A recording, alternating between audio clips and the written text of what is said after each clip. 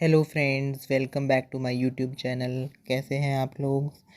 सो आज मैं काफ़ी दिनों बाद वीडियो बना रहा हूँ इस टॉपिक पे। ये जो आज का हमारा टॉपिक है वो है यूजीन ओ नील। ये भी एक अमेरिकन लिटरेचर का एक टॉपिक है और ये जो है American novelist, American play writer थे ये। और इनका जो बॉर्न था ईयर था वो 1888 था और जो डेथ ईयर था वो 1953 था। तो यूजीन ओ नील जो थे वो was the first American dramatist to regard the stage as a literary medium. तो इन्होंने क्या किया था कि ये जो फर्स्ट ऐसे अमेरिकन ड्रामेटिस्ट थे जिन्होंने स्टेज को जो है ना लिटरेरी मीडियम के रूप में जो है उसे दर्जा दिया था। And the first US playwright to receive the Nobel prize for literature. तो ये जो है पहले जो है यूएस के प्ले राइट थे जिन्होंने सबसे पहला नोबल प्राइज़ रिसीव किया था किस चीज़ में, लिटरेचर के लिए। तो जैसे कि मैं हमेशा बोलता हूँ कि आप लोग पेन और पेपर रख के बैठा करिए। जो भी मैं बोलता हूँ मैं दोनों ही लैंग्वेजेस में उसे एक्सप्लेन करने की कोशिश करता हूँ। जो भी मैं टॉपिक लेता हूँ तो इंग्लिश और हिंदी दोनों में चलता है वो, ठीक है। और आप दोनों लैंग्वेजेस में अपने नोट्स जैसे आपको कंफर्टेबल लगे समझने के लिए आप हिंदी का इस्तेमाल कर सकते हैं और नोट्स बनाने के लिए आप इंग्लिश का। तो आप जो है मेन पॉइंट जो मैं भी आपको बोलता रहता हूँ वो आप लिखते रहिए, ठीक है। तो अब जो हमारा जो पहला टॉपिक है कि हु वॉज यूजीन ओ नील, ठीक है। तो यूजीन ओ नील कौन थे, ठीक है, ये क्वेश्चन है हमारा सबसे पहला। फिर Eugene O'Neill was a famed playwright and his masterpiece Long Day's Journey into Night produced posthumously 1957। तो अब जो यूजीन ओ नेल थे ना वो क्या थे, एक बहुत ही फेमस प्ले राइट थे और उनका जो मास्टरपीस था, उनका जो इम्पोर्टेंट वर्क था उसका क्या नाम था, long day's journey into night.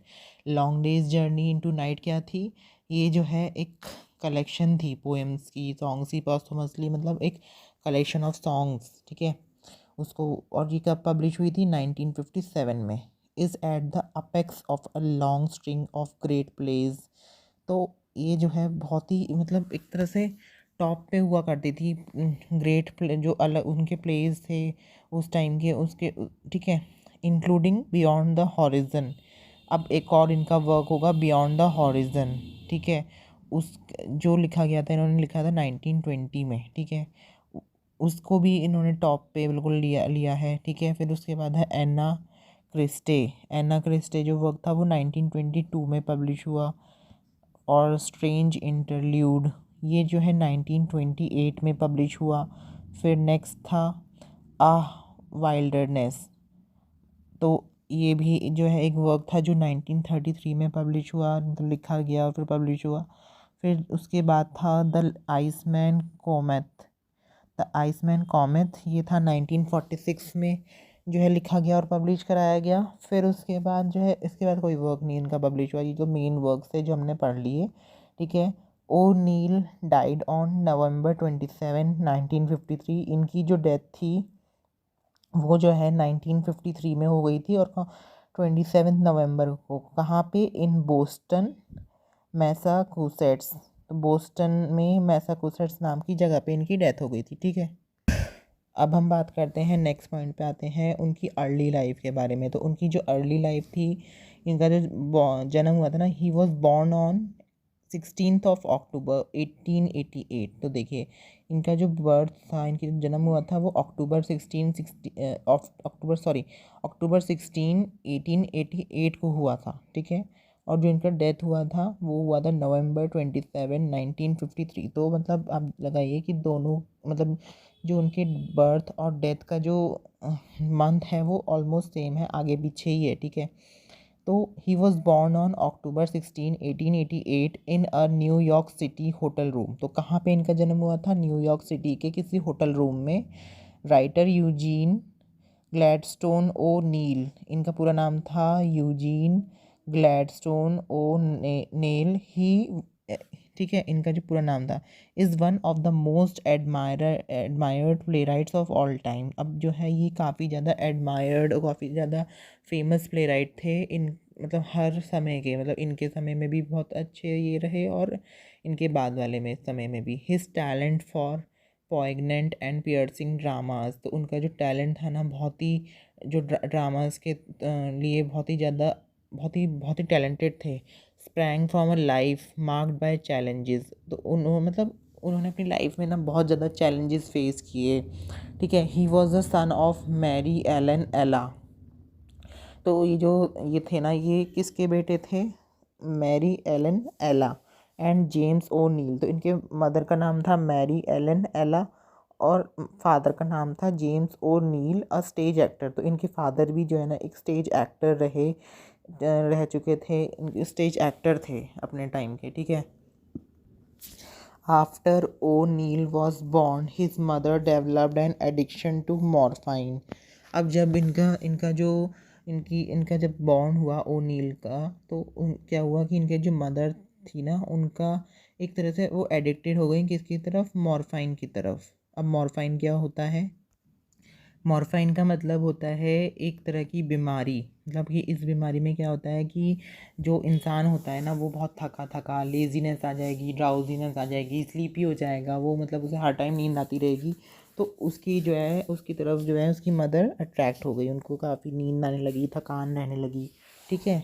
इनके उनकी बर्थ के कुछ समय बाद ही she had been given the drug to help her through her particularly difficult child birth. तो अब क्या हुआ कि जो इनकी जो ओनील जो थे ना, ये आसानी से पैदा नहीं हुए थे, ये बहुत ही ज़्यादा डिफ़िकल्टी के बाद इनका जन्म हुआ था। ठीक है। तो अब उससे क्या हुआ, जब जन्म हुआ इनका, तो उस वजह से इनकी मदर को जो है ये मॉर्फाइन नाम की बीमारी हो जाती है। तो फिर मॉर्फाइन नाम की जब बीमारी हो जाती है, तो उसको ठीक करने के लिए, भाई कोई बीमारी होती है तो हम भी डॉक्टर के पास जाते हैं, उसको ठीक करने के लिए डॉक्टर हमें दवाई देता है। तो ये इनको भी एक तरह से ड्रग, मतलब कि ये दवाई दी जाती है जिससे कि जो है वो ये ठीक हो जाए। ठीक है। Ella was also still grieving for O'Neill's older brother.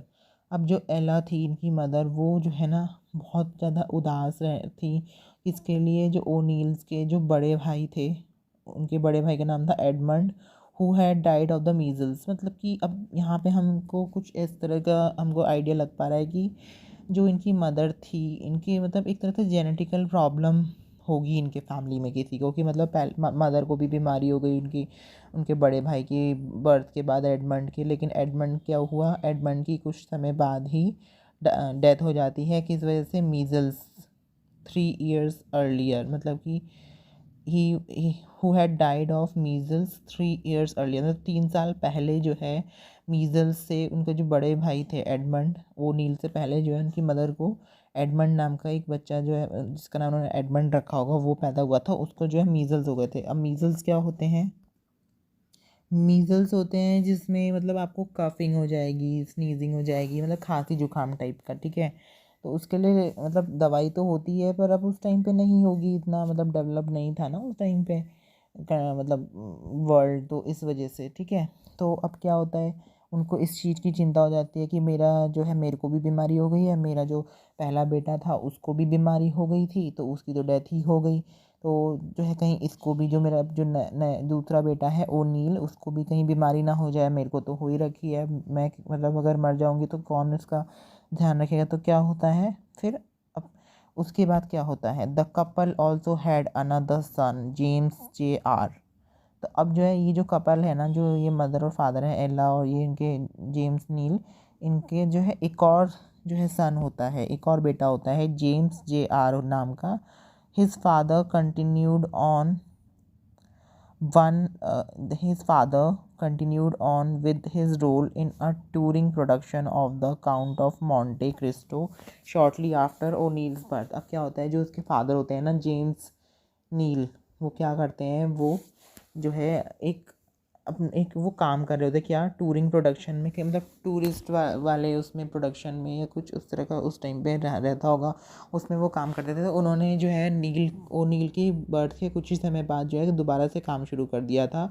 और ये जो टूरिंग प्रोडक्शन था, ये इसका नाम of the count of Monte Christo, ये जो है मतलब मॉन्टे क्रिस्टो नाम की जगह का ये कोई जगह होगी, वहाँ पे ये प्रोडक्शन हाउस था इस नाम का, the count of Monte Christo. यहाँ पे उन्होंने कुछ समय बाद ही नील के बर्थ के कुछ समय बाद ही काम करना शुरू कर दिया था। ठीक है। O'Neill spent much of his early life on the road with his father. अब क्या होता है कि जो हमारे राइटर है ना ओनील, ठीक है, अब ओनील का हम अगर वर्क के बारे में जाने तो इन्होंने कौन सा वर्क लिखा था, द हेयरी एब लिखा था इन्होंने, ठीक है। तो हम उसको भी आगे चल के डिस्कस करेंगे पहले, पर अभी तक जब मैंने आपको सारे वीडियोस में अभी आपने देखा होगा, एक चीज़ नोटिस करी होगी, मैं खाली राइटर्स के बारे में पढ़ा रहा हूँ और वो भी डिटेल में, जितना मेरे से हो पा रहा है, जितना मेरे को मैं पढ़ता हूँ और फिर आपको कोई भी चीज़ पढ़ा पाता हूँ, ठीक है। जितना मैं उसको डिटेल में पढ़ता हूँ वो मैं आपको बता देता हूँ, ताकि आपको अगर बुक्स नहीं हैं, आप बुक्स के लिए नहीं जाना चाहते हैं, तो फिर आप जो भी मैं आपको पढ़ा रहा हूँ आपको वो समझ आ जाए, आप उसके नोट्स बना के आराम से आप अपने एग्ज़ाम में आप स्कोर कर सकते हैं, ठीक है। तो चलिए आगे बढ़ते हैं। O'Neill spent much of his early life on the road with his father. अब जो ये ओ नील थे ना, इन्होंने अपनी जो है ना अर्ली लाइफ जो थी, जो शुरुआत की ज़िंदगी थी ना, वो जो है अपने पिता के साथ, अपने फादर के साथ रोड पे बिताई थी, ठीक है। Shortly before his 7th birthday. अब क्या होता है, उनके 7वें जन्मदिन से पहले, however he was sent away to boarding school, उनको जो है ना बोर्डिंग स्कूल में भेज दिया जाता है, ठीक है। O'Neill spent years at the Saint Aloysius academy. O'Neill जो है ना, मतलब वहाँ पे काफ़ी सारे साल बिता देते हैं उस कौन से स्कूल में, सेंट एलोसियस एकेडमी में, जो खाली बॉयज़ का स्कूल था। Where he received a strict Catholic upbringing. तो वहाँ पे उन्होंने स्ट्रिक्ट कैथोलिक अपब्रिंगिंग को रिसीव किया। इन 1900 ही रिटर्न टू न्यूयॉर्क सिटी। तो 1900 में, मतलब 1900 सेंचुरी उसमें ईयर 1900 में वो जो है ना वापस आ गए थे न्यूयॉर्क सिटी में। Where he attended the de la Salle institute for 2 years। वहाँ पे उन्होंने डे ला सैले नाम का एक इंस्टीट्यूट ज्वाइन किया और उसमें वो पढ़े कितने साल तक, 2 साल तक, ठीक है। He then went to Betts academy. तो अब क्या हुआ, उसके बाद जो है एक बेट्स अकेडमी नाम के प्रेप स्कूल इन स्टैमफोर्ड। तो वहाँ पे जो है उसके बाद क्या हुआ, एक बेट्स अकेडमी नाम का प्रेप स्कूल होगा, कहाँ पे, स्टैमफोर्ड कॉनेटिकट नाम की जगह पे, ठीक है। वहाँ पे ये चले गए। इन 1906 ओ नील एनरोल्ड एट प्रिंसटन यूनिवर्सिटी। मतलब पहले की वो तो वहाँ स्कूल में गए थे, बेट्स अकेडमी नाम के स्कूल में पढ़ने के लिए चले गए थे। फिर उसके बाद 1906 में वो क्या हुआ, उन्होंने अपने आप को एक यूनिवर्सिटी में एनरोल कराया जिसका नाम था Princeton university. But his heart wasn't in his studies. तो उनका जो दिल था, उनका जो मन था ना, वो स्टडीज़ की तरफ नहीं था, मतलब वो पढ़ाई लिखाई में इतना ध्यान नहीं देते थे वो, और उनका मन ही नहीं था कि मैं पढ़ूँ आगे, ठीक है।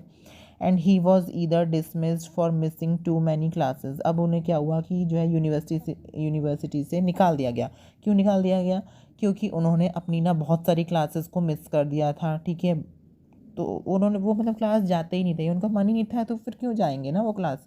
और left after and only 10 months at the school, ठीक है।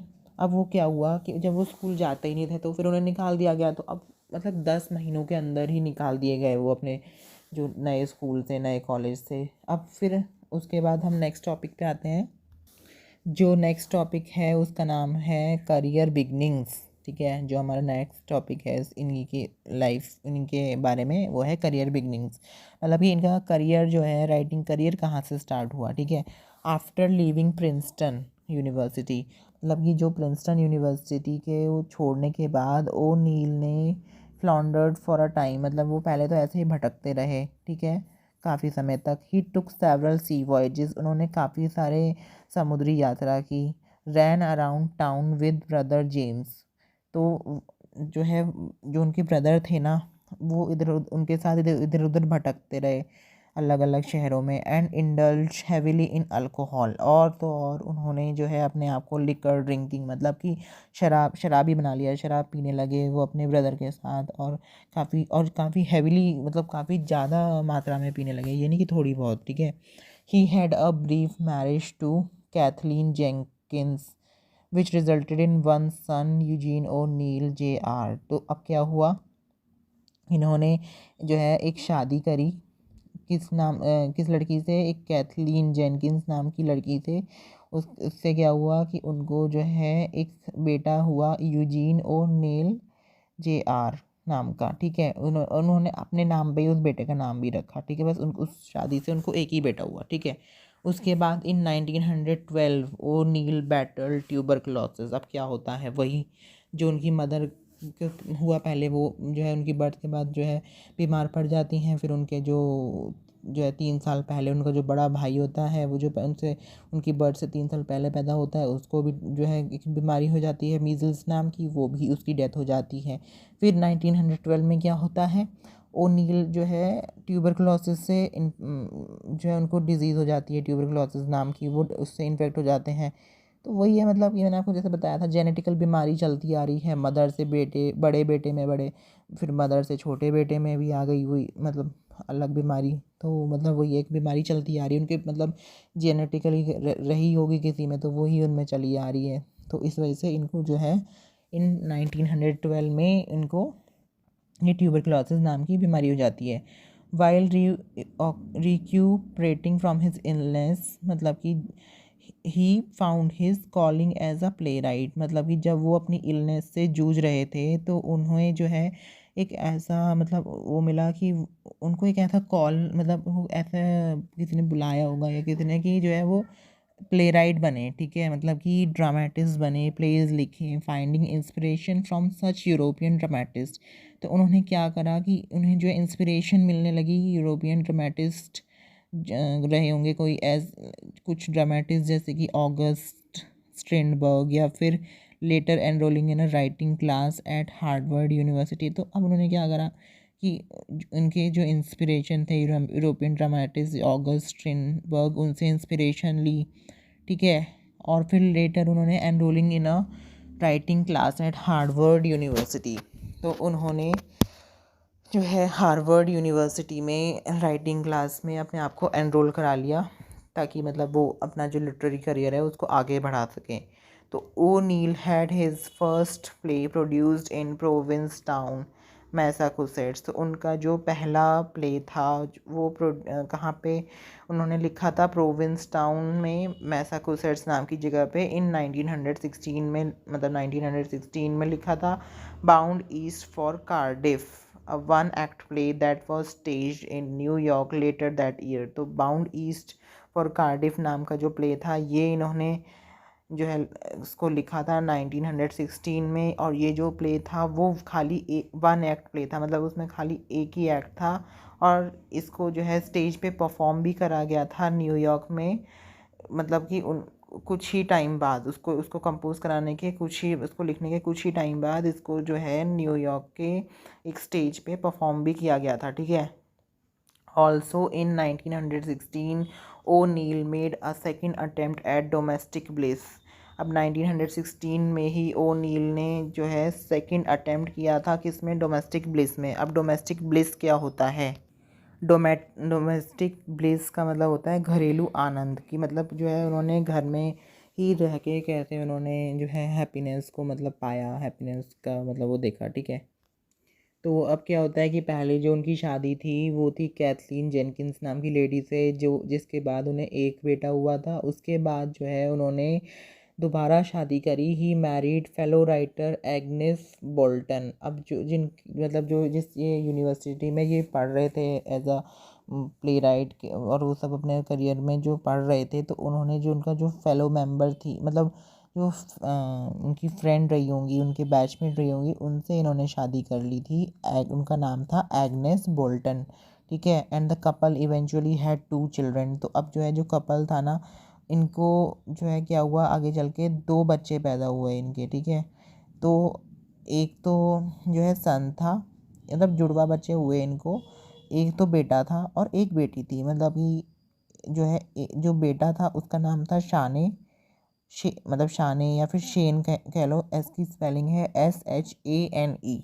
तो अब आप इसको देख लो अपनी तरफ से कैसे इसको प्रोनाउंस करोगे, ठीक है। एंड डॉटर ऊना, इसकी स्पेलिंग है OONA, ऊना, ठीक है।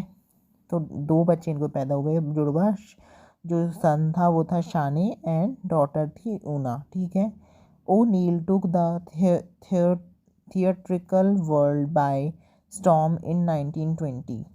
तो एक इन्होंने थिएट्रिकल वर्ल्ड जो है ले लिया by storm in 1920 with Beyond the Horizon. इन्होंने एक तरह से जो है एक वर्क लिखा जिसका नाम था बियॉन्ड द हॉरिजन। और ये इन्होंने किस बारे में लिखा, उस टाइम पे जो वर्ल्ड होगा ना 1920 में, उस पे लिखा इन्होंने ये work which won a Pulitzer Prize. तो इसको जो है एक तरह से पुलिट्जर प्राइज़ जो है इन्होंने उसके लिए जीता, जो एक तरह से उपाधि रहती होगी ना उस टाइम पे। अलग अलग प्राइजेस, जैसे आज के टाइम में अलग अलग प्राइजेस मिलते हैं, पद्मश्री, पद्म भूषण, ठीक है। तो उस टाइम पे पुलिट्जर प्राइज़ मिलता होगा इनको, इनके उसमें कंट्री में, ठीक है। Later that year another O'Neill's masterpiece. तो अब उसी साल मतलब 1920 में जिस टाइम इन्होंने ये वर्क प्रोड्यूस करा, उसी साल जो है इन्होंने एक मास्टरपीस और लिखा। उसका नाम था the Emperor Jones made its Broadway debut, ठीक है। तो उस जो नया वर्क इन्होंने उसी साल कंपोज करा उसका नाम था द एम्परर जोन्स, ठीक है। तो ये किसी का जो है ना मतलब सेकंड वर्जन इन्होंने बनाया, ठीक है। मतलब कि ये जो है ओरिजिनल तो किसी और ने लिखा होगा, ठीक है, लेकिन इसका इन्होंने एक तरह से अपने लैंग्वेज में ट्रांसलेट करके अपना इसका डीबूट वर्जन, जैसे आप पढ़ते हो ना कि मतलब या इसकी भाई हमने ये तो ओरिजिनल मूवी थी और इसका हमने डीबूट करके इसे मूवी बना दी, ठीक है। तो ये है इसमें। तो अब हमारा नेक्स्ट टॉपिक है लीडिंग प्ले राइट। तो मतलब कि जो है अब इस लीडिंग प्ले राइट में हम पढ़ेंगे इन 1920 ओ नील ब्रॉट हिज ड्रामा एन्ना क्रिस्टे। तो जो है लीडिंग प्ले राइट का मतलब है जो लीडर होता है ना, जो लीडर ड्रामेटिस्ट है या, ठीक है, तो क्या लीड कर रहा है उसको आगे मतलब लिखने के लिए। तो इन 1922 ओ नील ब्रॉट हिज ड्रामा एन्ना क्रिस्टे। तो 1922 में ओ नील जो है एक ड्रामा लाए एन्ना क्रिस्टे नाम का टू द ब्रॉडवे स्टेज। कहाँ पे, एक जो है ब्रॉडवे स्टेज पे, ठीक है। This tale of a prostitute's return home netted the playwright his second Pulitzer. अब क्या हुआ कि जो ये जो मतलब ड्रामा था, ये टेल था, ये किस बारे में था, एक प्रोस्टिट्यूट लेडी के बारे में था, प्रोस्टिट्यूट के बारे में था जो है प्रोस्टिट्यूट आप समझते हो, आप गूगल कर लीजिएगा इसको, मैं आप एक्सप्लेन नहीं करूँगा इसको, आप गूगल पे चेक कर लीजिएगा जिसको नहीं पता है। और बाकी पता तो होना ही चाहिए, सबको पता ही होगा इसका मतलब क्या होता है, ठीक है।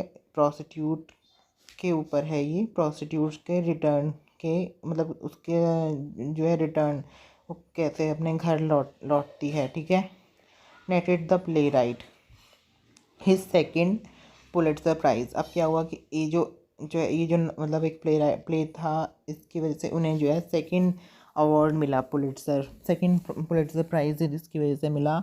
O'Neill suffered a personal loss with the death of his brother the following year. अब क्या हुआ, ओ नील को जो है ना उस जिस साल ये पुलिट्जर प्राइज़ मिला, जिस साल इन्होंने ड्रामा कंपोज किया, उसी साल उनकी भाई की डेथ हो जाती है, in the following year of his brother, death of his brother, ठीक है। ये उनको बहुत बड़ा पर्सनल लॉस होता है।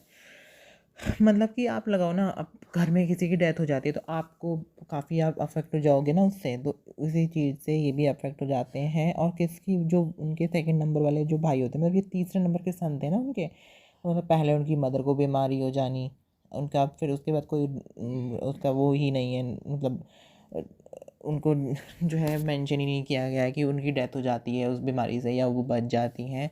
लेकिन उनके जो सबसे पहले सन एडमंड, उनकी डेथ हो जाती है। फिर अब ये सेकंड जो सन है इनकी भी डेथ हो जाती है, ठीक है। मतलब सेकंड जो उनके जो भाई हैं, पहले वाले भाई की भी डेथ हो चुकी है, ठीक है। तो इस वजह से उनको बहुत लॉस होता है, उसकी वजह से पर्सनल लॉस होता है। By this time the playwright had also lost both of his parents. तो मतलब वही है, अब देखो, अब ये समय ऐसा आ गया उनकी लाइफ में कि ये जो प्ले राइट तो वो बन ही चुके थे, ड्रामेटिस्ट तो बन ही चुके थे, लेकिन अब उनके पास कोई नहीं था, ना तो उनके बड़े भाई एडमंड, ना उनके सेकंड नंबर के भाई जेम्स, JR, ठीक है।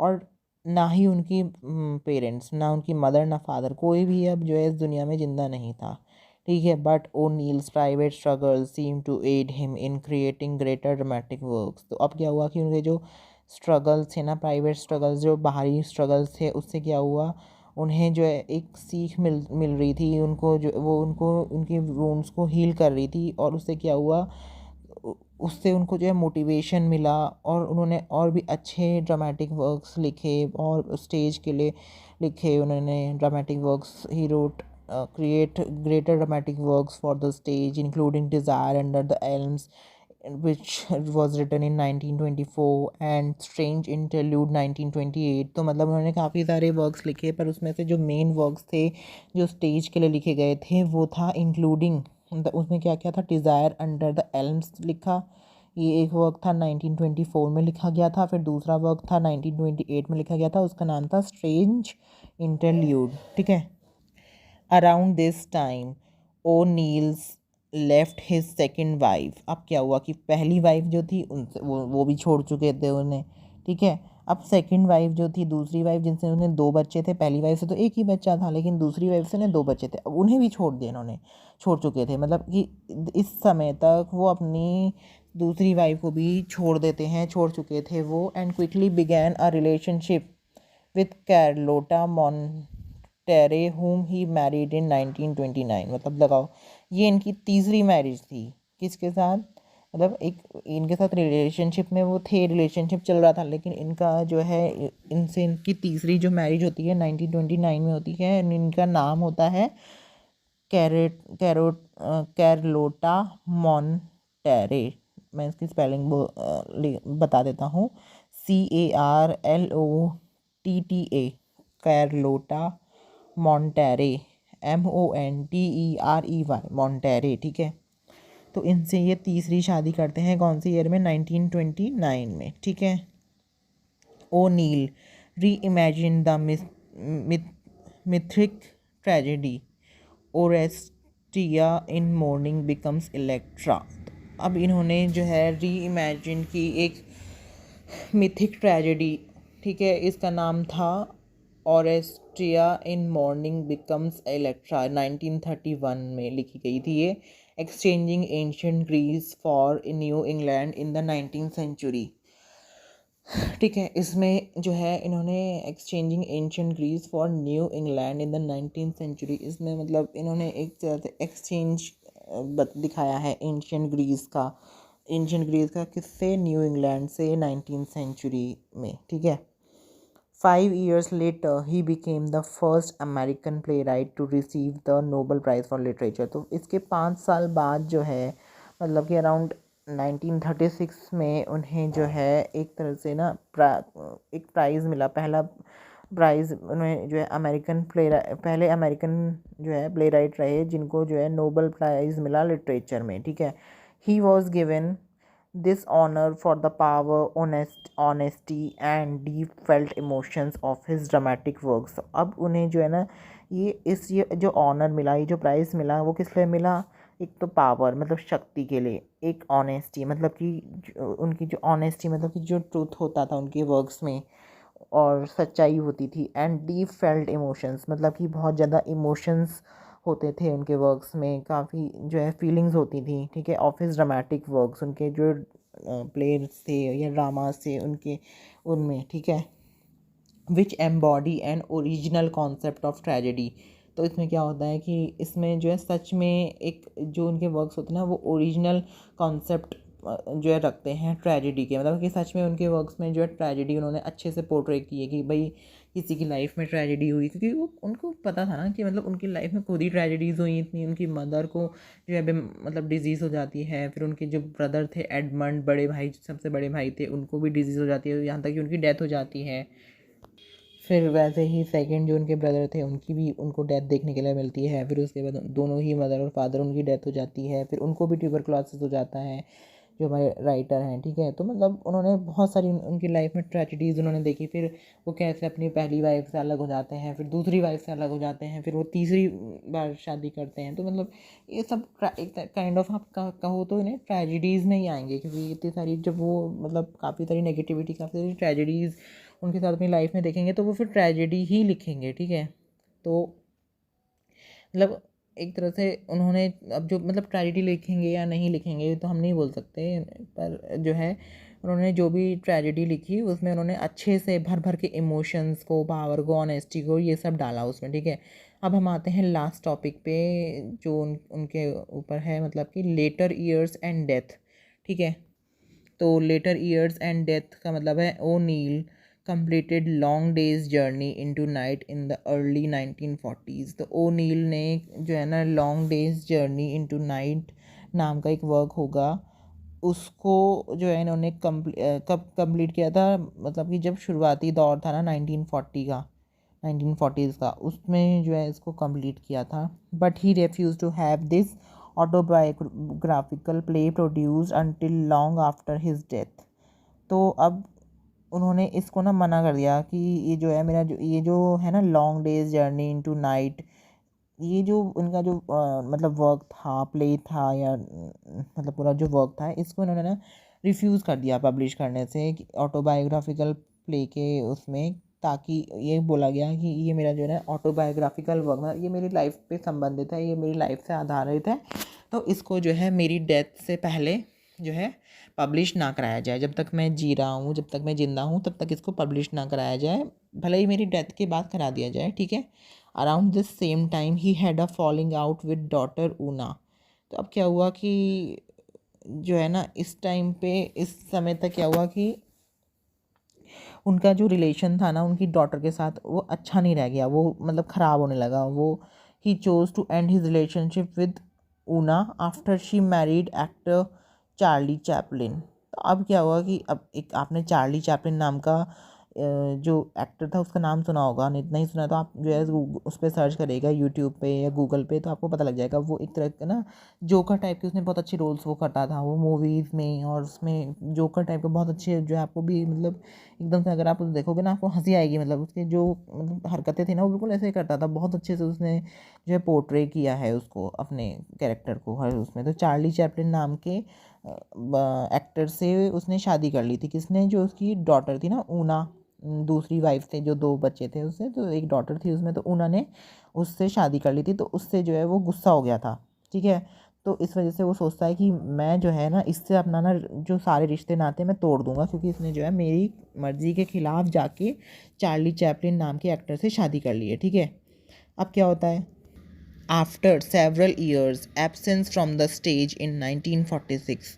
अब जो है कुछ मतलब काफ़ी सालों के बाद जो है एब्सेंस फ्रॉम, मतलब काफ़ी सालों से वो गायब हो जाता है स्टेज से। इन तो 1946 में ओ नील जो है return with one of his most heralded works. तो काफ़ी सालों से गायब रहने के बाद ना स्टेज से, मतलब काफ़ी सालों तक गायब रहने के बाद स्टेज से 1946 में जो ओनील हैं वो कहाँ पे वापसी करते हैं, स्टेज पे वापस वापस आते हैं, वापसी करते हैं हेराल्डेड वर्क से। मतलब एक जो है हेराल्डेड वर्क को लिखते हैं the iceman comet, a dark drama, ठीक है। तो जो आइसमैन कॉमेट है, इस वर्क से वो वापसी करते हैं स्टेज पे। और ये जो मतलब ये जो वर्क है इसमें क्या है, ये जो है डार्क ड्रामा, डार्क मतलब काला ड्रामा नहीं, मतलब कि बहुत ही ज़्यादा इसमें जो है ना उन्होंने मतलब बहुत ही ज़्यादा ट्रेजेडीज़ आप लगा सकते हो, या बहुत ही ज़्यादा दुख फेस किया है, ठीक है।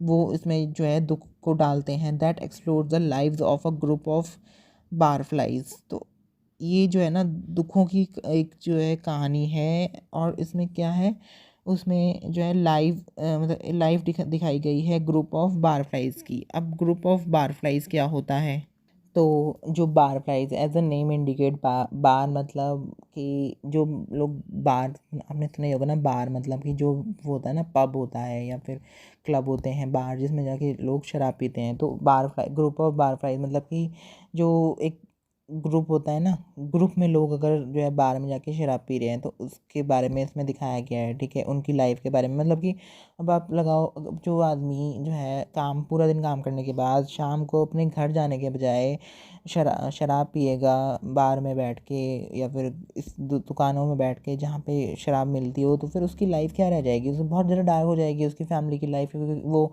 जो है पहले तो पूरा दिन जो है बाहर रहेगा काम के सिलसिले में, फिर जो है जब उसके घर जाने का टाइम होगा तो वो बार में जाके बैठ जाएगा। और फिर जो है बार में बैठ के क्या करेगा, वो शराब पिएगा। तो अब जो है शराब पीने के बाद जब वो घर जाएगा तब तो वो अपने जो है ना सेंस में ही नहीं होगा, सेंसेस में ही नहीं होगा। वो क्या करेगा फिर, अपने बच्चों को, बीवी को, और सॉरी वाइफ को, बच्चों को, उन सबको जो है उनके साथ मार पीट करेगा, उनको जो है गाली गलौज करेगा, सब ठीक है, अब्यूज़ करेगा उनको। तो जो है वो सेंसेस में ही नहीं रह जाएगा ना, अपने कंट्रोल में ही नहीं, वो अपना कंट्रोल लूज़ करेगा, टेम्पर लूज़ कर देगा, ठीक है। तो इस वर्क में उन्होंने जो है lives of a group of flies, dark drama है जिसमें कि ग्रुप ऑफ बार फ्लाइज को दिखाया गया है, ऐसे लोगों को दिखाया गया है जो है अपना कीमती समय जो है अपने फैमिली, जो उनके पास बचा हुआ टाइम है पूरे दिन के काम के बाद, वो अपना जो है बार्स में बिता देते हैं, ठीक है।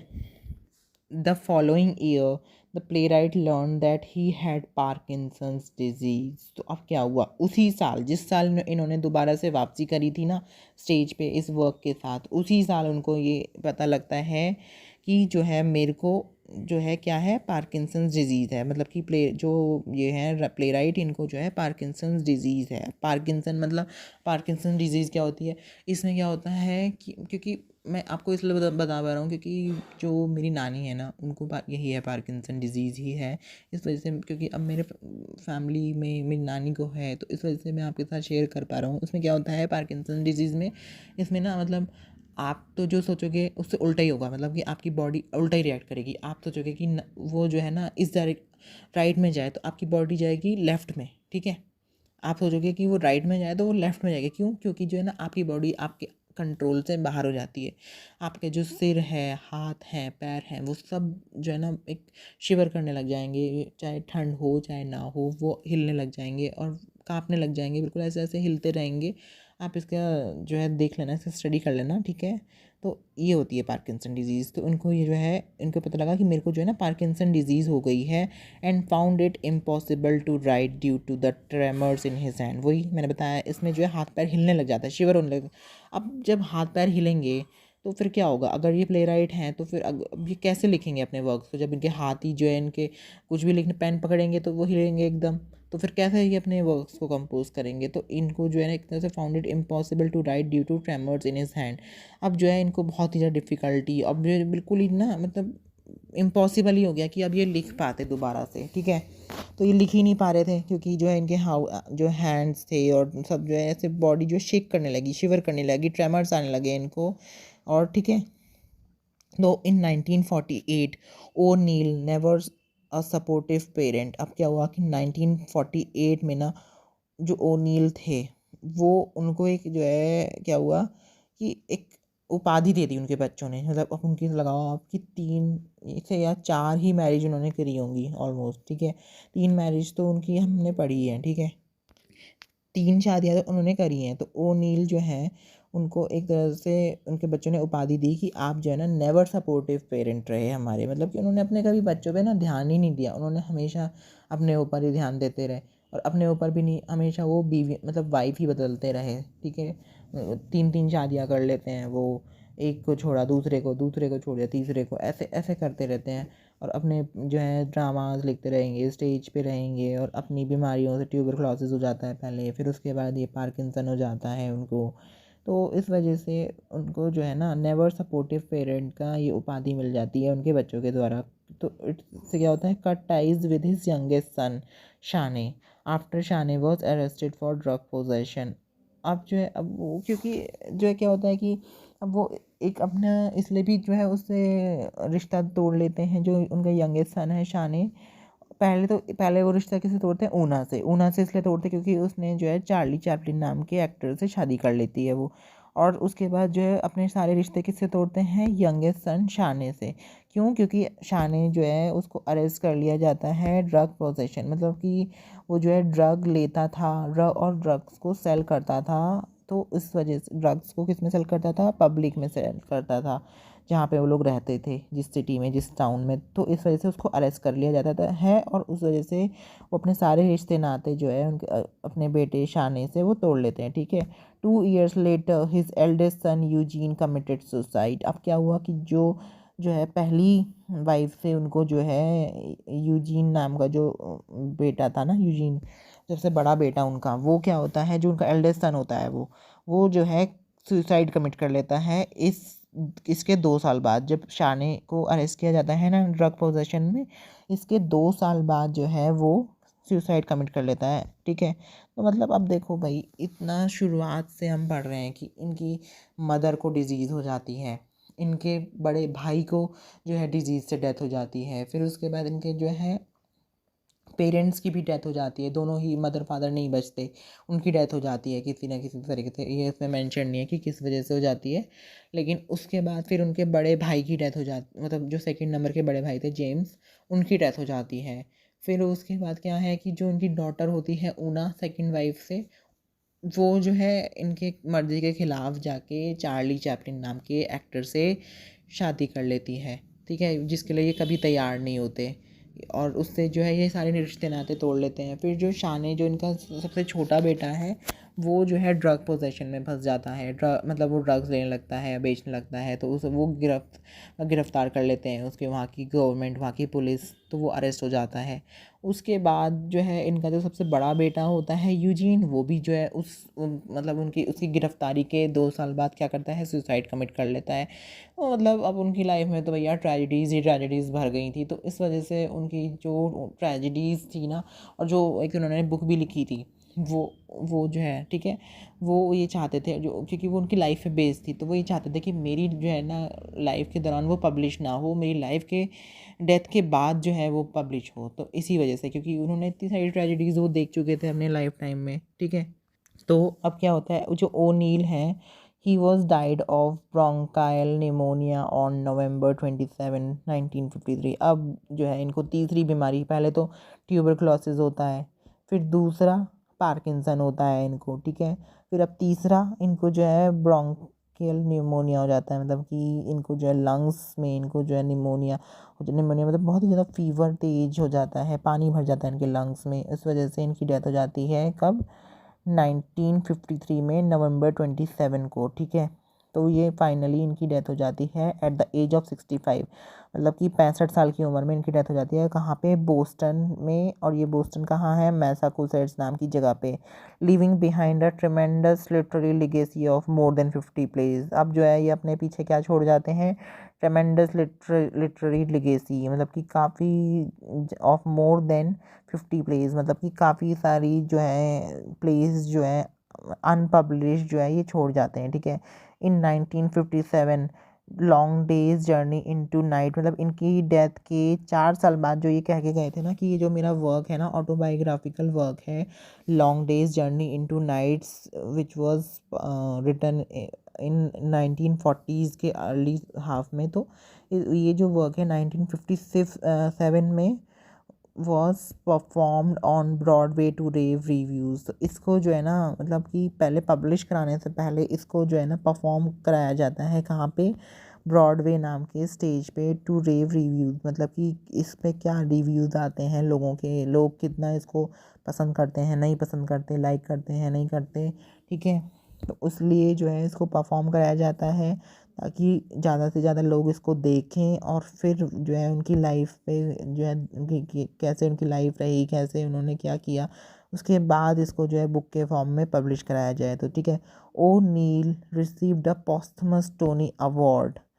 तो अब क्या हुआ कि जो ओ नील थे, तो उनको जो है मतलब एक पॉस्थमस मतलब कलेक्शन ऑफ सॉन्ग्स होता है, लिरिक्स होता है, तो उसके लिए जो है टोनी अवार्ड मिला, and Pulitzer prize for the drama, मतलब कि इनको जो है ना 2 प्राइजेज़ इन्होंने इनको मिले एक साथ, एक तो टोनी अवार्ड मिला, ठीक है, और दूसरा पुलिट्जर प्राइज़ मिला, किसके लिए, ड्रामा के लिए, तो दोनों अलग अलग अवार्ड इनको मिले। ठीक है, his work continues to move and fascinate audiences today. तो अब इनके जो वर्क्स हैं ना, वो आज की डेट में भी, आज के टाइम में भी जो है लोगों को अफेक्ट करते हैं, लोगों को जो है एंटरटेन करते हैं, लोगों को काफ़ी कुछ सीखने को सिखाते हैं।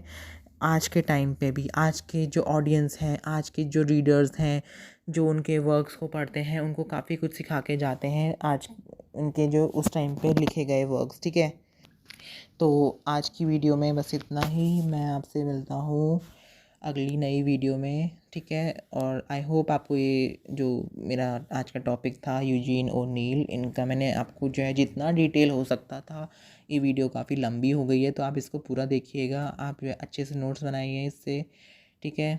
और आपको जो है आप इसको देखिएगा तो आपको ये समझ आ जाएगा, क्योंकि मैंने आपको दोनों ही लैंग्वेजेस में एक्सप्लेन किया है, इंग्लिश में भी और हिंदी में भी। तो आप इंग्लिश में अपने नोट्स बना लीजिए और हिंदी में आप, ताकि आपको याद रहे अच्छे से, तो आप जो है समझ जाएंगे, ठीक है।